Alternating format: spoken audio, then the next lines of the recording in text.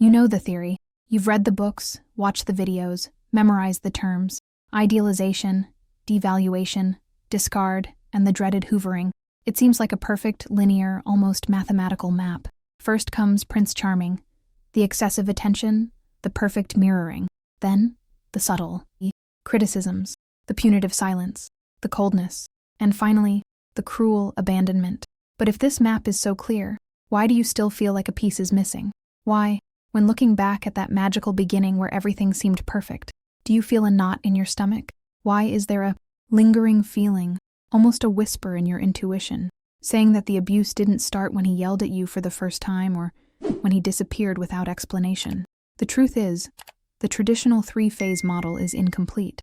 It fails to explain the complexity of the psychological trap you were placed in. There is a secret phase, a hidden gear turning silently, concealed behind the flowers, the good morning texts, and the soulmate promises. No one talks about this because it's scary to admit that the abuse isn't a bump in the road or a sudden shift in behavior. Abuse is an architecture, and that architecture needs a solid foundation to sustain itself. This secret phase doesn't happen after idealization. It happens within it. It's a virus installed in the relationship's operating system before you even realized you were in love. Today we're going to decode the calibration and conditioning phase. It's the exact moment when the narcissist wasn't just loving you or admiring you, he was studying you. He was measuring your tolerance, mapping your insecurities, and most importantly, training your brain to accept the unacceptable. Understanding this phase is the ultimate key to stop blaming yourself for not seeing the signs sooner. You didn't see them because they were designed to be invisible, but now, we're going to make them visible. My name is Lauren Mitchell. My purpose with this channel is to show that the problem was never you, and more importantly, that you are not alone. If you still blame yourself, still doubt yourself, still try to pick up the pieces, my ebook is for you. It doesn't just explain the cycle of narcissistic abuse, it holds space for you, validates you, and gives you back your voice. There is nothing as complete and yet as careful as this guide. Access my ebook and check out the channel membership benefits through the link in the description of this video. Let's go back in time, not to the traumatic end, but to the beginning, to those golden days where the chemistry was undeniable and the connection seemed predestined. You were living a dream. He seemed to anticipate your needs. He listened to your stories with an attention you'd never received before. He validated your every pain and every dream. But be honest with yourself now. Were there moments, split seconds, where something seemed off? Maybe it was a comment he made about an ex-girlfriend, something that sounded a bit too cruel, but that he quickly disguised with a charming smile. Or maybe it was the way he reacted to a minor frustration in traffic, a disproportionate outburst of anger that lasted only an instant, before he went back to being the sweet man holding your hand. You felt a glitch in the matrix. Your body reacted. Maybe your stomach tightened, or you felt a pang of anxiety. But what did you do? You ignored it. You rationalized it. He must be tired. He suffered a lot in the past. I'm being paranoid. That is the surface of the problem. The victim of narcissistic abuse is often portrayed as naive or blind, but the reality is much crueler. You weren't blind. You were an empathetic person being bombarded by contradictory stimuli. On one side, the intense dopamine of love bombing, which chemically addicts your brain. On the other, the cortisol of instinctive fear, alerting you that a predator was nearby. In this secret phase, the narcissist operates like an illusionist. He keeps your attention focused on his right hand, the flowers, the compliments, the sexual intensity, while his left hand is silently adjusting the rules of the game. You felt confused, not because you didn't understand what was happening, but because the reality he presented didn't match the reality your instinct was picking up on. It is crucial to validate this. The confusion you felt in the beginning wasn't insecurity. It was cognitive dissonance being installed. Your brain was trying to reconcile two opposing truths. This man is wonderful, and this man is dangerous. And since the idealization phase is designed to be overwhelming, the wonderful truth won the logical battle, while the danger was pushed into the subconscious. This is where the trap snaps shut. Not at the first insult, but the first time you felt something was wrong and chose to trust him instead of trusting yourself. And he knew you would do that. He counted on it. Because this secret phase isn't about love. It's about testing. It's about figuring out how much of your own perception of reality you are willing to sacrifice to keep the fantasy alive. If idealization is the magic show, calibration is the technical rehearsal. No predator attacks prey without first testing its reflexes. The narcissist needs to know, with surgical precision, what your level of compliance is. He needs to know how much you are capable of forgiving, how much you are capable of shrinking yourself to fit into his world, and mainly, if you are a good candidate for long-term supply. Submission calibration happens through microtransgressions. These are boundary violations so small, so subtle, that they seem irrelevant if looked at in isolation. But they aren't isolated. They are tests. Imagine the following scene. You set a date for 8 p.m. He arrives at 8:45 p.m. without calling. When he arrives, he doesn't sincerely apologize. He says something like, "Oh, traffic was hell. You have no idea what I went through to get here." Notice the inversion. He isn't focused on your wasted time, but on his sacrifice. In that moment, he is observing your reaction microscopically. If you say, "It's okay. The important thing is that you're here," you just passed the test. You signaled that his time is more valuable than yours, and that you accept disrespect if it comes wrapped in a victim-playing excuse. If you say, "I didn't appreciate waiting. Please let me know next time," he will escalate the test. He might make a disappointed face, sulk, or say, "Wow, I do everything to see you, and this is how you welcome me?" This is calibration. He is adjusting the thermostat. If you react and hold the boundary, he retreats temporarily because he's still in the conquest phase, but mentally notes that you will be a difficult victim. If you cave, he moves the boundary line a little further forward. Another classic example of this phase is disguised sarcasm.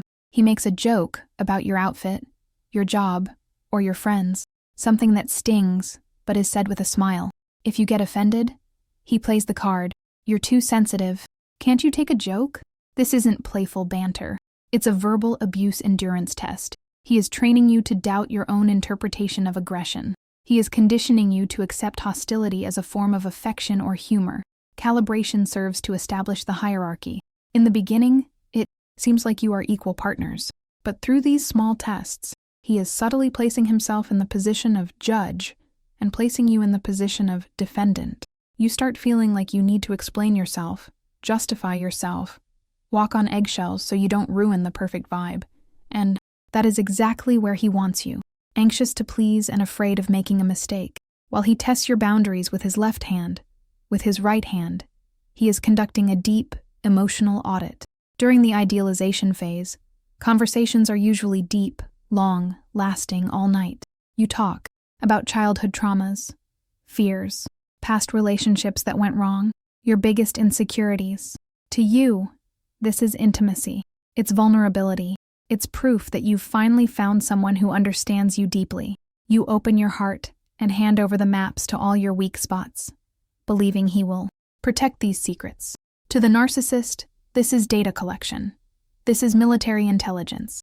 Every trauma you share isn't received with genuine empathy, although he might simulate it perfectly, perhaps even crying with you. Every trauma is cataloged and filed away for future use. He is building an arsenal. For example, if you say your father was cold and never praised you, the narcissist notes, pain point, need for external validation, fear of indifference. In the idealization phase, he will use this to get you hooked. He will praise you like no one ever has, filling exactly that void your father left. He becomes the cure for your original wound. But in the secret audit phase, he is already planning how to use this in the devaluation.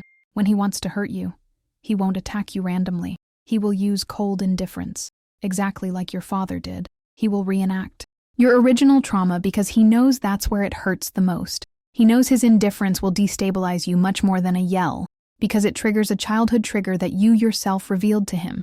If you say your ex-boyfriend cheated on you and it destroyed your self-esteem, he will present himself as the most faithful man in the world, but he will store that information. And when the devaluation phase begins, he will start to triangulate, to mention female coworkers, to look at other women in front of you, not because he can't help it, but because he knows that uncertainty about fidelity is your panic button. The emotional audit turns your vulnerability into a weapon. The feeling of, someone understands me so well, is, in reality, the sensation of being scanned by a predator looking for the exact location of your jugular. That is why the discard is so devastating. The blow is personalized. It was custom designed for you, with the information you provided, thinking you were building love. Now we arrive at the deepest and most insidious layer of this secret phase, neural training. The narcissist's ultimate goal isn't just to control you externally, but to colonize your mind internally. He needs you to stop trusting your senses and start trusting exclusively in his version of reality. This is done through the normalization of cognitive dissonance. Cognitive dissonance is the mental discomfort we feel when we hold two contradictory beliefs. The human brain hates this discomfort and will do anything to resolve it. The narcissist creates situations that generate dissonance on purpose and then offers the solution that favors him. During the secret phase, he begins to introduce the concept of the special exception. He does something bad, but creates a narrative that it only happened because he loves you too much, or because he is under a lot of stress, or because you have such an intense connection that sparks fly. He trains you to associate pain with love. Remember those intense fights in the beginning that ended in incredible sex? That isn't passion. It's a cycle of intermittent reinforcement. He creates a crisis, generating anxiety and cortisol, and then resolves the crisis, generating relief and dopamine. Your brain starts to get addicted to this roller coaster cycle. Peace starts to feel like boredom. Chaos starts to feel like passion. This normalization is what stops you from leaving when the red flags become giant banners. You were conditioned, step by step, to rationalize his behavior. He yelled at me, but it's because he had a tough childhood. He disappeared for 2 days, but it's because he's afraid of commitment. You become the defense attorney for your own tormentor. And this role wasn't assumed by accident, it was taught. He taught you that to gain access to his good side, the prince of idealization, you need to tolerate and justify the bad side. This desensitization is progressive.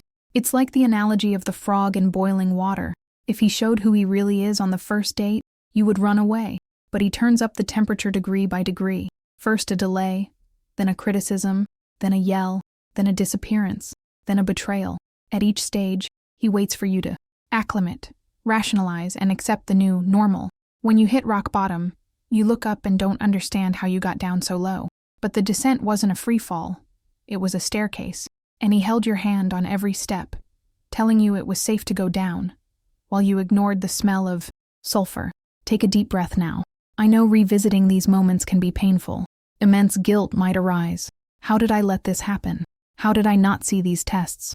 But I want you to shift that perspective right now. You didn't see it because you weren't dealing with a normal human relationship. You were dealing with a covert psychological operation.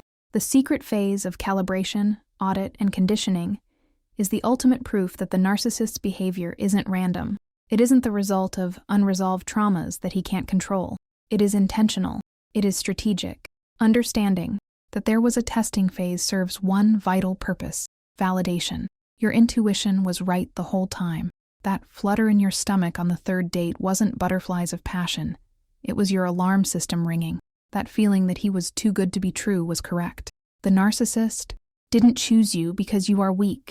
On the contrary, he needed to do all these tests, all this calibration, all this auditing, precisely because you are strong, empathetic, and full of resources. He needed to spend time and energy dismantling your defenses because otherwise he wouldn't have had access to you.